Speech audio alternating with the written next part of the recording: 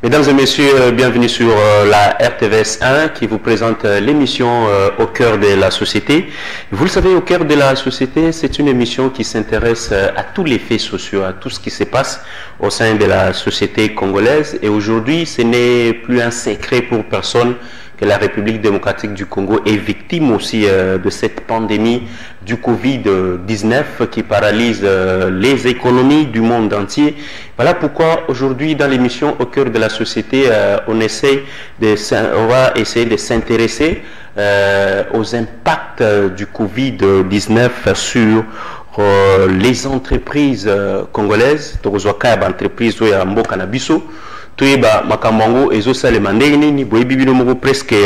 mois d'avril yango esili sore ya ba travailleurs eza ndenge nini ya ba agents et fonctionnaires de l'État eza ndenge nini boye basalaka na ba entreprise privée. Ça va se passer comment? Tokomeka ko évoquer ba makambo nyonso wana tokotala pe ba entreprise oyo exceller quand même malgré confinement pour honorer ba engagement. Et ça, ce n'est plus un secret pour personne qu'au niveau de la Caisse nationale de sécurité sociale, nous assistons à l'âge d'or de cette entreprise sous l'ère de Madame le directeur général Agnès Mouadj Katang. Nous évoquerons tout cela sur ce plateau. Nous parlerons également d'autres établissements publics et entreprises avec notre invité qui est déjà sur ce plateau. Je pense à Monsieur Jean-Paul Lessambo. Il est analyste politique. Il s'est également spécialisé dans la question et la droit. Et puis, il a maîtrise la gestion et l'entreprise. Il a accepté cette invitation. Monsieur Jean-Paul Lessambo, boni papa. Malamu ndeko Léon Kalumbo na lokasa oyo pesakinga pour que naya ko lukamuke to ebana ko manyola moi gestion na période oyo ya Covid-19 na kati na ba entreprise na biso ndenge nini fonctionnement za ko sala ndenge ni ba entreprise za ko tambola pour que population ayeba ko bika pe moi bolamu malgré ba difficulté ezali mais ba entreprise ndenge ya ko tambola pona ko subvenir au moins na moi ba koko somiki oyo population ko eko za to ba travailleurs. Alors Covid dango malade dango virus comme na mboka na biso surtout on dirait que nous risquerons d'atteindre la barre de 500 personnes testées positives ici en République démocratique du Congo. Parce que tous le bulletin, comité de riposte contre le Covid-19, vous voyez que nous par jour, 15 cas, 26 cas, ainsi de suite. Alors, nous vivre le confinement en Déni. Bon, en tout cas, personnellement, tous allez vivre le confinement kakandengo yo bakonzi barobaki malgré ça confinement ya ndengo esengela kité, c'est-à-dire parce que si aujourd'hui on parle d'une pandémie na mboka na biso elingo lobate sengeli ba mesure ou ezali ba mesure moko ya sérieux ba mesure ya solo ou eko sala ke pe ki sa propagation et quoi avancer lisu makasi mais soko tali okomona que confinement ndenge to akoloba tous en état d'urgence oui mais le problème ya confinement même soko tali na niveau ya Gombe pe na niveau ya Bandako okomona que ça confinement vraiment ya solo te parce que otala ba congolais jusque là surtout ba kinois baza vraiment na ko sa malamu te pe baza vraiment na kondimate que maladie oyo coronavirus ezali osoko tali okomona te na bamboka bapaya baza kolakisa biso ke Covid-19 ezali solo ezali likambo solo bon epa na biso ezali likambo solo te epa na biso bato mingi baza ko croire te pona nini po ebandeli bandaki déjà mabe et oyebi ke kinois eloko nyonso ebandaka malamu te kinois azaka be na doute nango komono ndire eza blague eza nini mais na félicité quand même baninde ko na biso ya Katanga on a monaki que lobby les mokonzi ya mabele to o azali représentant chef de l'état na Katanga Jacques Kabula a constaté ka moko apesi mbala moko omoni bato baso bavaye na ndako mais na Kinshasa eza bongo te et puis na Kinshasa kotala ke ba mesure ezozwama ezala bayi politique ezala biso bato to na se to na koto sa pété omona bakonzi musu bakotosa te mokonzi musu akosala ondire eza na omaseki mosusu pe azomona ondire ke bavi ya bato ya mibatela me kobatela bandeko basusu bazokoka kobatela te, c'est-à-dire okotala bandeko na biso bapolisier na Kinshasa c'est comme si bango bakuza bako ya COVID-19 policier alataka masque te policier akotambola ndenge mais azocontrôler moto mais ebongo pour ba population kutu babi tolata ba masque on eza pona intérêt na biso pona santé na biso moko komba lobaka la santé n'a pas de prix, mais est-ce que bato bazolata il faut bakanga yo futa manda 5000 francs pona santé na yo moko. Bon wana ndenge na lobaki na biba kinwa bato ya moto makasi mais esengeli na moto alimbula matadi akoka kozwa meko ya solo pour e permettre pour kosenga 5000 francs ezelo te mais kotia ba mécanisme o ezali ya malamu pour que moto abanga ayebake ngai soki bazwi ngai eza problème ngai kolongwe pa na ngati kokoma malgré na kokote pa na bino fo bo checker bato pona kotalisa ke moto akoki kokota na plateau na bino akoki kozala na bokono te to akoki kozala na température ya mabete bo checker ngai mais kolongwa na ndako tina koma na zaki na masque na ngai masque wana ezo permettre nga kaka na mibatela te mais na batela pe basusu parce que soki nga nazalaki nango eke na mibateli te nakopesa basusu mais basusu ndeko Jean-Paul Esambo tozala makambo ya 5000 francs ya amende 5000 francs eza bakangio awa na Gombe ofuti 5000 mais batiki yo oke lisusu sa masque wana so kutani na groupe mususu bakanga yo lisusu. Finalement, l'affectation de cet argent-là, c'est ça la question, l'épineuse question que tout le monde se pose. L'affectation de ces fonds-là, les 5000 francs. Ce que c'est que Bafuta Kango na compte moko quelconque que non, le gouvernement ou le gouvernorat dit non. Toi qui est gouverneur de la ville à Lobby, agent à la police, on va accompagner Nabato à DGRK et nous espérons qu'il y aura quand même une bonne affectation de cet argent, les 5000 francs. C'est beaucoup parce que la victoire, c'est un scandale. Ndeko Léo, au Moni Makambo ville à Kinshasa, ils ont un groupe d'amis qui sont en train de gérer la ville de Kinshasa. Moi, je vois très mal. Est-ce que l'air Mokondamboka, l'air gouvernement, n'a battu à COVID-19, battu à riposte, balobi qui masque obligatoire. Balobi à Molelo. Ici, bandaki. Depuis les bandits à Poso, na bandi malam. Mais est-ce que les locaux bateaux bakotamboula na bala? Moi je vois très mal que c'est comme si nous n'avons pas de dirigeants dans la ville de Kinshasa. On dit toi na bakondité. Ogoroba ke policier akotamboula na moto ya DGRK. Poso ko bokangi moto ya zui. Ça na ba point nyoso ba porte ya la police.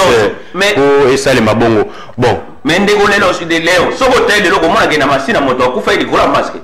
Siko ndeto koluba to sito moni sodana basambisi. Toto monini et puis makambo etali misolo bongo ba taxe wana il faut être la taxe prévue par la loi et gros la taxe était yo gouverneur au vandi au kanisi au lobby na gocha 5000 lelo ba 5000 eza ko se retrouver na ba poche ba banane na ba policier à part ça na 600 ndeko misolo wana bokoloba yo te policier na balabala policier wana ane loko aboliate policier wana ana misola mala mote bafuta gaye mais policier asepeli ya moni ke bopesier ende baba kopesi moto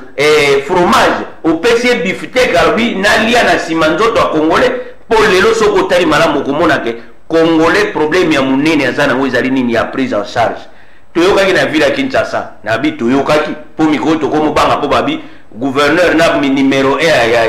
ya assemblée provinciale soko lobili kamuna bango bakangio bakotindo na nini bakotindo na parquet kendo samba même soko likambo eza ya solo mais soko eza ba preuve te respecter que donc ba makambo to yebi babi ke misolo ebimaki pona makambo etali confinement ya Gombe ebo musala basalike musani base musala esami nde la police esami est-ce que omona ki bisika la police aza kozwa ratio ndeko ngana ki koyabe mission na ville na kokena ba chaîne eza na suka kota central ndeko lesambo na siri samoke mboka na biso toza diriger te surtout ville ya Kinshasa na kuti ba policier na bralima batie o babengi lituka moto batie nzungu balamba madesu isika wana bolobi to na état de guerre état d'urgence na bamboka musuba kota babi ville to ko mona te ayo kwa monduki koleka monduki te boko zwani bozwi soda bo pesi ration nek ba pesa na guerre moi biscuit 6 kanzala moi mai moi jus pona force ya énergie ya mais tala bakolambisa policier madesu na balabala bakolambisa policier na balabala général Kasongo général Kasongo pour la condition ya basoda ou surtout ba policiers baza affecté na makambo ya lutte contre le Covid-19 900 000 pour vérifier nous sommes ramenés sur la sans problème toujours là quand même sur ya bandeko bazo salate ba fandi na bandako babi toana état d'urgence ba entreprise mususu presque nyonso ezo salate tout le monde est à la maison quel que soit la entreprise privée partout batu nyonso bazana ndako mois d'avril ango esili to éviter makambo et ko sale mandeni oza quand même na moi idée na makambo etali ba gestion ya ba entreprise avant qu'on puisse prendre la caisse nationale de sécurité sociale kuna quand même toki que mois d'avril ba futi bango bazana ba rirete coup de chapeau à madame Agnès alors likambo etali toujours bandeko na biso à Sonas par exemple kuna ezalaka nango scandale to ebike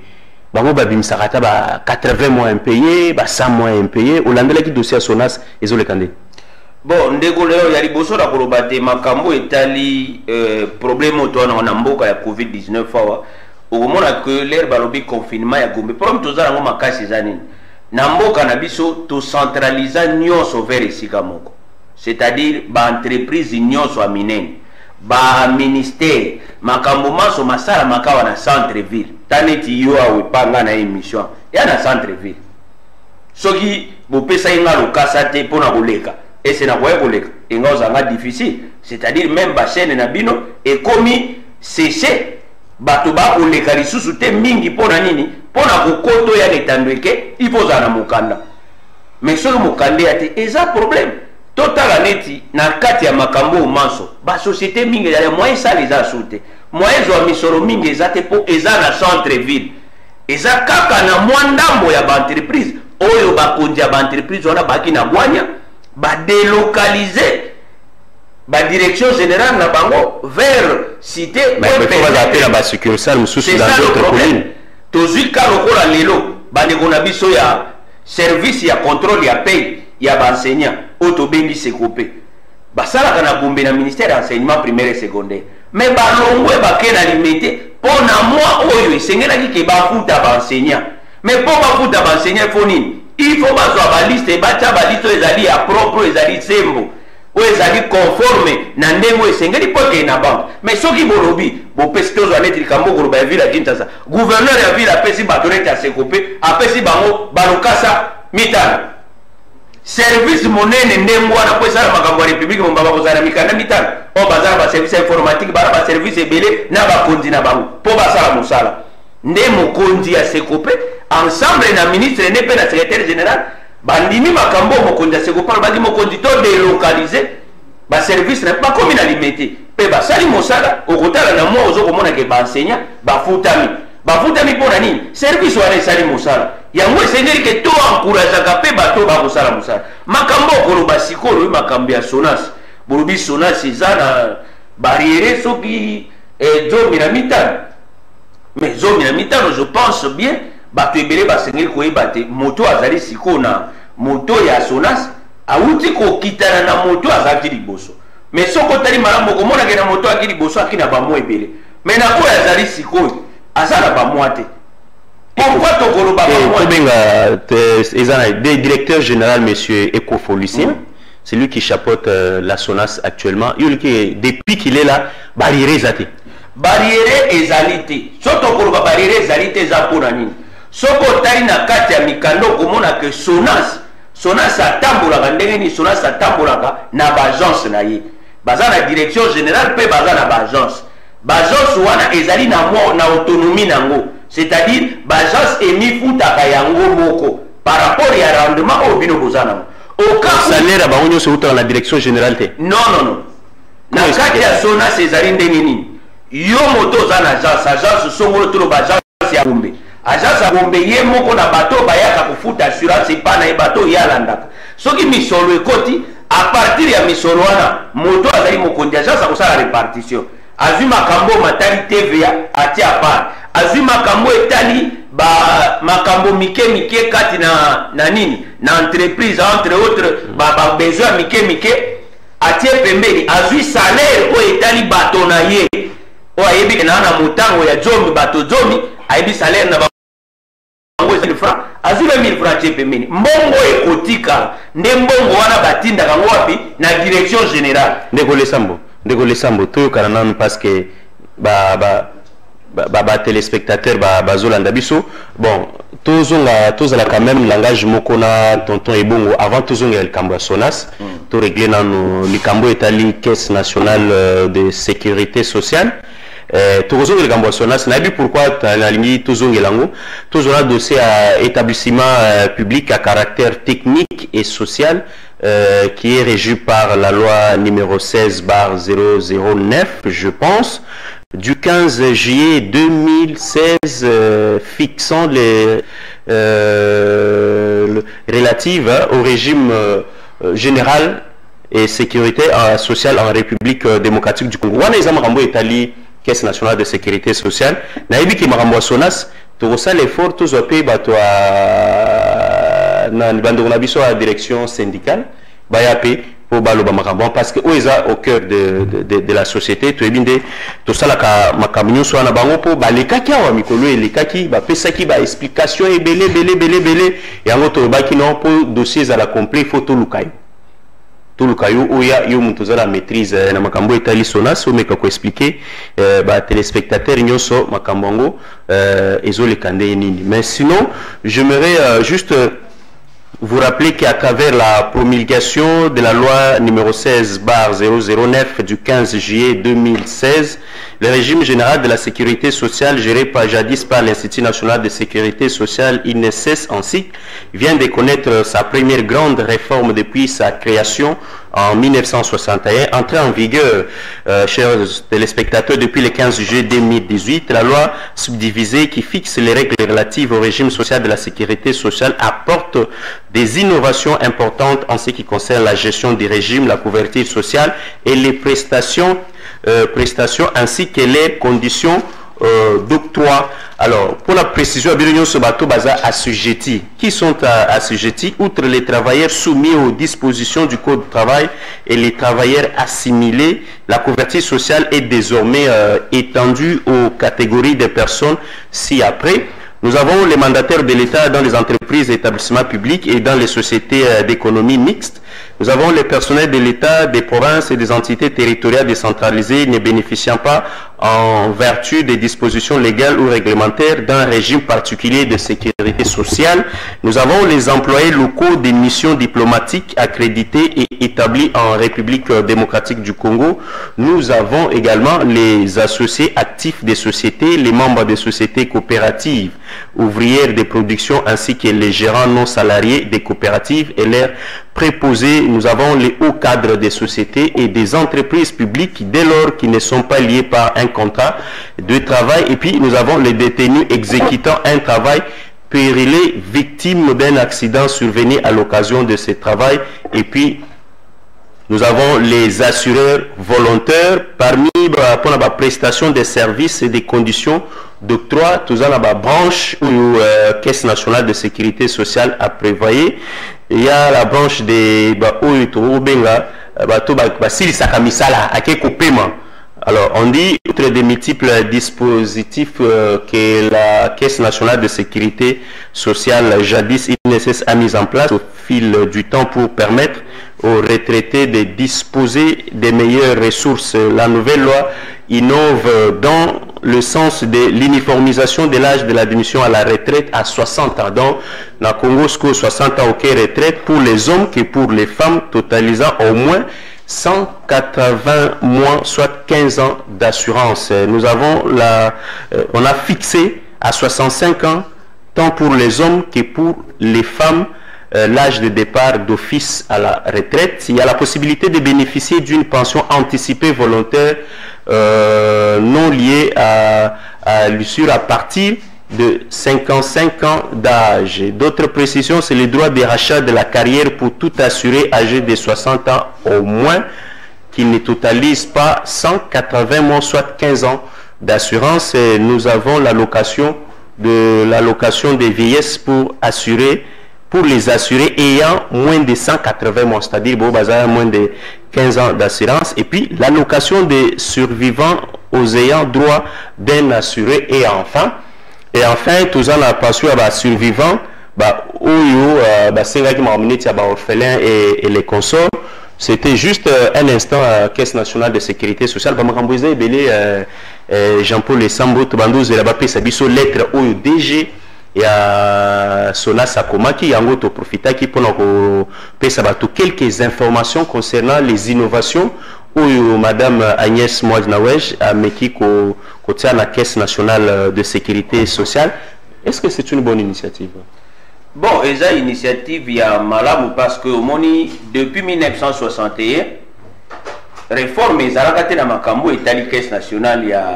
il y a sécurité sociale. Mais na mikolo et les gars, tout le monde qui malamu te maman Agnès Moadkatang, à Saraki na batuba so ba eko kumba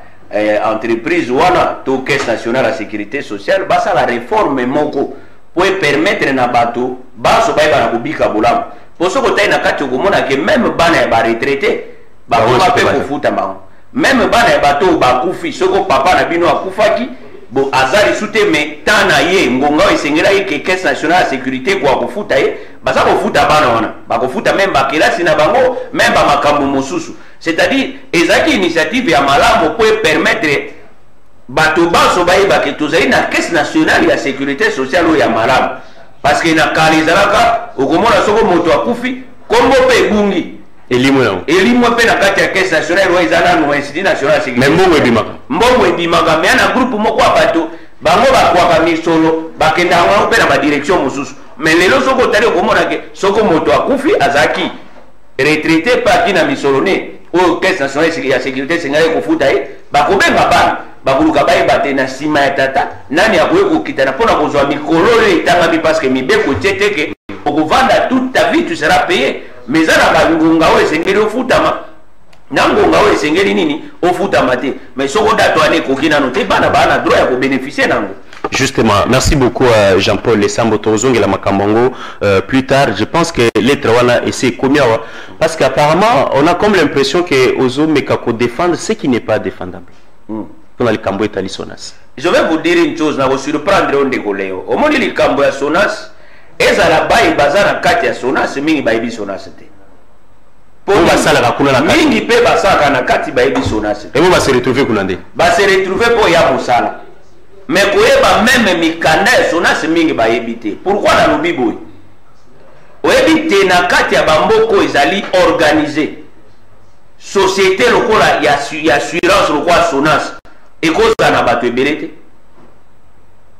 lelo sokotai na kati ya Sonas Sonas eza société commerciale te oyo ezali kobongola misolo te Sonas ezali wana mpona kobomba misolo mpo batala ndeni ekoki kozala en cas ya problème bango baintervenir comme assurance mais okotala na kati ya Sonas motango ya bato eza na Sonas eleki ebele. Mais ebongo DG ekofoye mutu auti kozwa commande ya Sonas akanisi mpona likambo yango te nangomba oyo moto ko azana mo yo kolongwe ndenge nini esengeli te na makanisi o mwana mboka ekufa zai nango po eza na bato mosu na kati ya Sonas o baza ba retraité o lelo l'état na biso aza ko kofuta ba misolo te po ba na retraite eza pe kalo kwa na ba onatra na ba souhaiter nzike ya kati ya mboka na biso okomona ke bato bazali ba retraité mibeko lobi soki retraité na no pesi mbongo de compte final na été moyen pe kenza moyen que ne retraite yake akoy ko kende retraite masengeli tabika bolamu salaire kako abanaye kuzo okolongola ba vote mais okotika be salaire ndenge za iso abanaye kuzo lo maire kwa 100 francs akozwa ka 100 francs peut-être avantage kwa moi transport moi makambo ya classe abana to nini kolongwa eni koloba que l'enveloppe salariale ekobouger te ezotika la kaka moko wana mais osoko botindi bato na retraite et vous permettre le nombre de bateaux et quitte et diminuer pour que KSP il y a l'été ça n'est quoi couper mais na kati ya Sonas sokomona ke bazana bateau ebele ezana bateau musu balekaka ka ba DG otowe kotanga ba kombo na bangote avec le système politique ya mboka na biso soko vandi oga DG ayebi ke société esenge na bateau motango 500 ayepe na oya ya ayepe na bateau na ye bakomi 1500 bon 1000 wana mbongo bokozwa po bofuta bakoya kokona na kati ya société bakomi na barrière ebele bakomi kosala nini kosala mbula nyonso bato bakofuta male mosusu na mbula moko bafutami sanza motoba sanza mosusu etikali bafuti bango te mpona nini misolo ezali mingi te uswat lere mosusu nde ekomi na assurance na periode ya mama gito moto azali ai na marché moto anakoki komifutela ye moko me na ntango oyo tokoloba na ntango ya moto ya ndeko lycée ekofo eza su bongo te epuis bazali korespecte ndenge SONAS elobi baagence bosala mosala bokosala ekopermettre bino bokoka komifutama au cas où bozali na misolo ya kofutama te to boatteindre cagnotte na bino te c'est à ce moment là c'est nde direction générale akoki kointervenir ozomona parce que direction générale akoki kointervenir te du moment bino bowana misolo mais soko mpo otai na kati ya baagence wana okomona na mokolo ya lelo baagence mingi eza deja mifuta baza mpe na barriere te mais eza na baagence ndambo oyo eza na barriere alors na mbala oyo directeur général asaini alobi non nake bomifuta bino moko mais toyebi ke pasi ezali mpo covid-19 ezwi bisika kati na biso awa directeur général asaini alobi ngai direction générale nafuta bato na ngai mpo na mois d'avril parce que les passifs et les actifs voilà il y a bosaniao il y a quelqu'un na mois d'avril bato bana banyongo barira ba 30 mois ba autant de mois on a ya sauté mbala mois d'avril wana ezaka pona ko pakola biso sko babilo ndeko leo na lobby eloko moko na lobby ezali na bagence mosusu o basi ba mifuta ki bagi na premier salaire te mais après na bagence mosusu o baza na rendement ya malamu te bazaki na problème ya salaire mais moi na mboka ekofo soko tali ko mona sali mokanda moko na mokanda wana ezali note circulaire moko asignifie na bato te biso direction générale tokofuta bino mois d'avril mais bamois oyo elekaki oyo bozalaki na baproblème bosala effort bopallie na situation wana na misolo bokozwa nsima elingi koloba nini etanke moboti etanke tata ya société aboyi te bana bakufa nzala parce que na ngonga oyo soki otuni okomona bato mingi basalaka misala mpona kende ofuta baassurance basalaka na ville est-ce que ville eza kofonctionne ville eza kofonctionne te soko misolo oyo kozwa mpona kofuta assurance okozwango wapi mais okomona ke mwana mboka lycée ekofo asali nini alobi non avec le peu oyo biso toza nango et avec bacontact ndeni tokoki kosala bana nyonso ya république oyo bazali na kati ya SONAS ya société nationale d'assurance na biso bafutama mwa oyo na mois ekoya bachef d'agence batala na bisiko oyo bazali na bakokoso bayeba kofuta etikabasi ndenge tokoloba na mikolo elekaki lelo toza mokolo ya mineino jeudi lelo toa mercredi lelo toa mokolo ya misato depuis kobanda lundi basi babandai kofutama baagence mosusu efutamaki lobi déjà basi basalaki bope mosusu pour que ndenge tokoloba siko mpe baagence mosusu eza kofutama bon bafuti mois d'avril bon ils ont bien parce que tokomo kende moi na suka émission ça change quoi le paiement de ces mois dans la gestion calamiteuse de la SONAS bon eloko ya monene ezali boye eloko ezali ko changer et ça seulement parce que tant que la gestion calamiteuse balobi moto yo akuti soso na ya buka elokolo akoloba te ke ngai fona se référer kaka na makambo bato yo bayaki sima il faut na sa nini na période onga nali na sala d'effort pour que soso wana nakangi ata nzete na lokolo na mwa Singapour lokolo ezonga nde ezalaki mwana mboka ekofo azali kobunda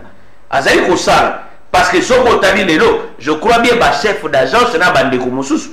nga moko na kati ya investigation nasalaki bakotinda même mokonzi na bango balobi papa merci okanisi biso merci parce que toyebaki teke na ndenge tosali mosala te na mwa oyo toyebaki teke soko tokozwa mbongo mais lelo direction générale asali nini apesi misolo apesi ndingisa ke bato bafutama le bato bakofutama tokotala gestion te tozokotala na situation toa nango na makambo etali gestion ezalaki moto mosusu na logique ndenge yali mwana mboka ekofa kosenga misolo na gouvernement mpo ezali na kati ya mibeko soki bino entreprise bokoki te parce que le premier partenaire ya basociété wana actionnaire ya liboso eza l'état congolais donc l'état congolais asengeli ekozwa mpe misolo apesa na baentreprise mais bino moko boyebi na mboka na biso toza na 363 millions oyo fonds monétaire international etindelaki biso mpona makambo etali covid-19 mais na ngonga oyo place c'est 360 millions, 360 millions. Mais Covid, problème entreprise. Et ça pour Covid et Yaki. Covid et Yaki, problème. J'ai dit sinistre, on paye ça les matins parce que Bando c'est ma peine à Gombete, Bando c'est la peine à limiter. Donc on a période de confinement comme agence Bango à limiter. Il faut y continuer. Mendeko, tant là, Neto Kolobato, Okenena Sanza et Mibale. O Batuba Kosalate. Sona c'est Kosala Misolote. Si vous avez j'ai dit sinistre, Nengeni. Pour sa misolo. Il faut que ça il faut que compte ça bon. So qui sona ça va n'aboter comme mapa. Tokolobake azuba bénéfice à te comme mapa na cité. Yango apesi mais lokola yo leo kalumbu na motuka to ndako tonga ya molai il faut zo misolo na Gombe poko enda kofuta assurance na yo ya ndako to ya motuka na yo okofuta wapi kofuta isola zo ki mungu afuti bato pour le mois d'avril fala zo pe pour que opération jeudi sinistre continue. Mendeko maji oyo tata wana saleza na moi réserve ya moke direction générale la Bobo na mukuse mais na moke wana yango apesi bandeko te na mukuse qu'est-ce qu'on peut retenir finalement et là on peut retenir ezali boyi ngana sengi na bandeko na période oyo toaliza période moko ya mabe na lobili kamba 363 millions ya ndeko Leo Kalumbu aboyi to lobango parce que lorsque Banque mondiale a tindi misolo eza pona ko soutenir ba entreprise ya l'état pe eza kaka pona ko balobi esani esunga na période ya Covid-19. Ouais, les amours affectant pour la lutte contre le Covid. Mais kaka Sonas c'était les ressources société lokola RVA a déclaré ouvertement na télévision na banzela etandoke pe na banzela na Singaton internet mwana mboka bongeli wazali PCA na nani bilengi Abdala balobi yango clair tokokoka kofuta te po ba aéroport ezosani ezofuta te parce que RVA pe a le même problème que aéroport. RVA cause un bon foot à battre. Aéroport est autonome ce qui DG Lucien Kofa Foutibatou, merci beaucoup, félicitations quand même pour la geste à Sali, l'entreprise Moussousoupé Fouti. Mais toujours comment que RVA lobby a au foot à batouté, toujours on appelle comme RVA, mais à la Caisse nationale de sécurité, Madame Agnès Pia Foutibatou, DG Ecofo, félicitations aussi. Bon, on se sépare ici hein, parce que c'est la télévision, on n'a pas le choix. On dit quoi? Bon, et là on a vu ça bandeko et sécurité biso banso toko wazala eloko moko na période bitumba oto eko bunda to bibe munguna to ko mona ete munguna na biso ezali nini ezali coronavirus to ben Covid-19. Mais le lobby déjà à ça la mais à déplacer bureau n'est limité. C'est-à-dire la direction générale fonctionne, tout doit fonctionner normalement. Ezali service ya moke. Ezali service minimum. Chute message à ceux qui ont il y a mon émission na yebisi na bandeko baso toluka to respecter ba mesure barrière na ndenge to sengeli kozala lokwa balobi to la taba masque bo bazana na masque te pona ko kosola et sengeli a kosola sena kuna na kati ya nini ya kudu na ye bato baso to sugola maboko to sala makambo yo gouvernement pe batu ya organisation mondiale de la santé balobi na biso mais na sengi na ba travailleurs banso to kanisa te que ba entreprise na biso lelo soko ko sala te eza po bino bato entreprise to direction générale balingi te eza parce que munguna a côté di biso pe tozali ko senga na gouvernement ya mboka na biso basala kwa gouvernement nyonso o basala na bamboka mususu bozwa misolo botia pona ko renforcer ba entreprise ya l'état to pe soki misolo ezali ebele na ba entreprise privée pona mikolo ekoya tozala na crise économique ya makasi te parce que toyebi ke mikolo ekoya ba entreprise na biso ekokoma ba canard boité po ezalaki déjà ba canard boité eko risquer comme davantage ba canard boité pe tokomona pasi mingi ba remercier mingi bandeko na biso ya RTVS ndi babenga pona boyanula mwa moke na makambo itali pe na remercier lisusu mama Agnès Mwade na ndenge ofuti bandeko na biso ya Sonas po bango pe bakamakelele mingi bafuta la caisse nationale plutôt bafutami en tout cas longonya na yo pe na baibanso basokipe na ba travailleurs nyonso ya Congo longonya na bino. Mesdames et messieurs, nous sommes arrivés à la fin de cette émission au cœur de la société. Numéro yangoana, l'entreprise Nabino, établissement public Nabino, Marambozo, le Kanden, au Bengibiso, Togoya, pour analyser situation, il y a des travailleurs entreprise Nabino, et ça répond à intérêt, Nabiso Nyon Sommet, Bobo Sanate, Covid-19, et sa réalité. Prenez toutes les précautions possibles, Bolata masque Nabino, kotambola na Gombe soza eloko kosala te ndeko fanda no na ndako parce que okutana na la police bakoya kosala yo makambo oyo oyebaki kutu te makambo oyo ya compliqué yo kanelaki te. Qu'est-ce que je vais dire par là? Restez à la maison, mesdames et messieurs. On se retrouve prochainement. Merci à Tonton Ebongo, merci à Jires Mabeka, merci à Missy Chomba. Ce sont là les héros dans l'ombre qui vont nous permettre qu'on se retrouve sur les réseaux sociaux et sur YouTube. Merci à notre invité. Merci de votre présence. Merci au DG Lucien Ekofo. Vous avez finalement un interlocuteur valable. Félicitations. On se retrouve prochainement. Merci.